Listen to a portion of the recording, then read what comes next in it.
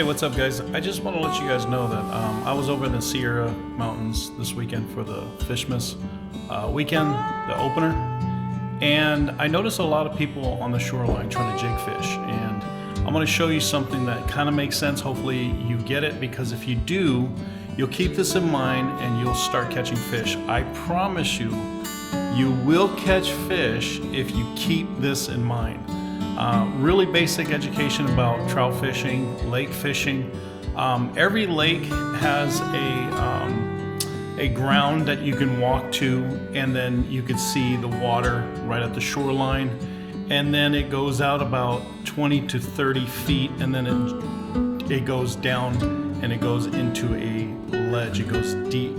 Now, I will say this. I made a little printout right here. I don't know if you can see this, but if you see this, this is you right here, right? And if you sit there and you see the depth right here, you can only cast 30 feet with a jig. You are wasting your time fishing if you're trying to jig fish on the shoreline. If you're trying to fish on the shoreline and jig fish, you're only going to get out not enough. You're not going to get enough. Here's where the fish are. This is where you're casting. And usually when you're casting, you're supposed to be casting with 2-pound test and a ultra light, I would say probably like 8 or 9 foot rod. So you got to cast way out with 2-pound test. Most of you guys are not doing that. So you can either buy some waders and do the same thing, and you come out to the edge of the water, the ledge, and then you cast into the fish. I think you see that. That is proper jig fishing. And I know you guys seen that person that has waders on. They walk out all the way into the water to about their waist, and then they fish. These guys usually catch fish because they get to the edge, and then right when that ledge is right there, you see that ledge? The fish are hanging out right at the bottom. You see that? That's where the fish are. So that's what you want to do. Now, if you cannot do that, toss the jig fishing away. Now, if you can do that, the best setup for that I've used is basically this lure right here. This is a atomic tube. It looks like this when you get it by Berkeley. You get 4 in a pack if you go Berkeley atomic tubes. Okay, you could buy 4 in a pack for about $4 or $5. And then you take a mice tail like this right here. There's still a hook in there. You take a mice tail and you pinch it halfway, and then you feed it onto the hook, and it looks like this. Okay, this is I did the whole weekend. I'm going to show you a video right now.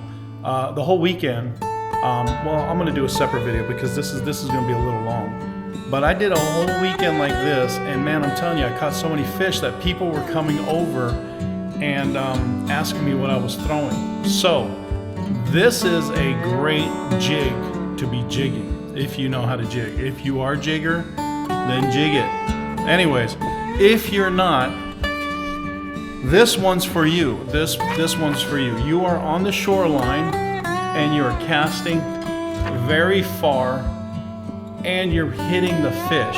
Now, how do you cast that far, and how do you get to a point where you're hitting fish?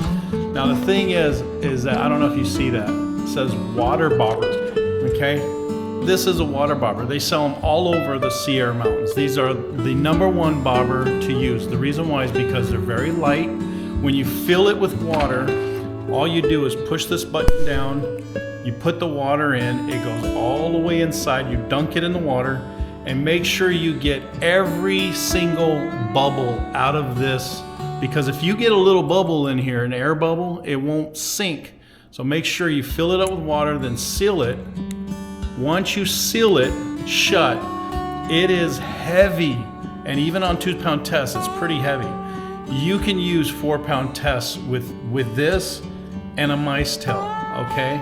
So This is what you don't want to use, okay? See this? See this? This is an egg weight. You don't want to use this. This is last resort, last resort. Only reason why is because this goes down into the water really slow. Doesn't scare the fish.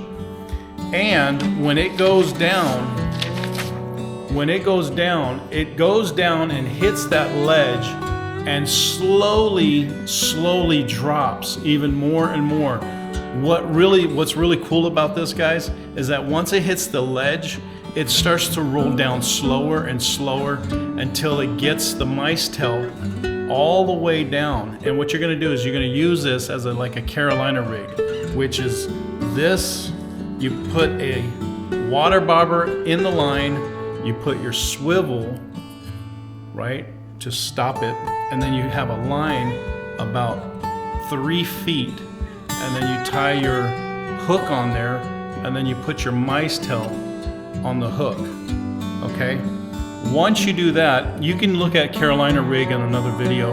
I'll do another video, but I'm not gonna do that now.